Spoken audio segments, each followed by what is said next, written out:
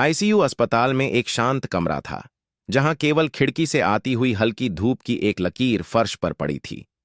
पूरा कमरा खामोश था। उस खामोशी को सिर्फ एक धीमी तिलावत की आवाज तोड़ रही थी। बिस्तर पर एक बूढ़े पिता लेटे थे। उनकी आंखें छत की ओर लगी थीं और उनके चेहरे पर एक अजीब सी शांति थी। शरीर कमजोर था, पर आत्मा की शांति उनके चेहरे से झलक रही थी। वे धीमी सांसों के साथ तिलावत कर रहे थे। बीच बीच में मुर्शद की कव्वाली की हल्की गूंज भी सुनाई देती थी, जो उन्हें और भी सुकून दे रही थी। पास ही एक बेटी कुर्सी पर बैठी थी। उसने अपने पिता का हाथ थाम रखा था। उसकी आंखों से आंसू बह रहे थे, जो चुपचाप उसके पिता के हाथ पर गिर रहे थे। वह देख रही थी कि उसके अब्बा अपने आखिरी पलों में सिर्फ अपने रब और अपने मुर्शद को याद कर रहे थे।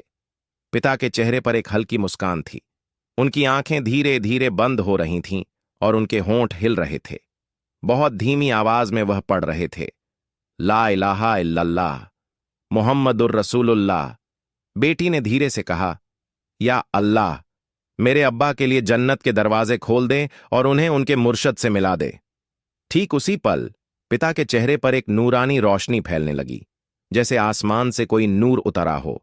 उनकी धीमी तिलावत की आवाज भी अब और धीमी हो रही थी, ला इलाहा इल्लल्लाह मुहम्मदुर रसूल। और फिर वह आवाज पूरी तरह से शांत हो गई।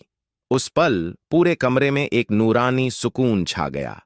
बेटी को समझ आ गया था कि उसके अब्बा अब इस दुनिया में नहीं रहे और बेटी का रो रो कर बुरा हाल था।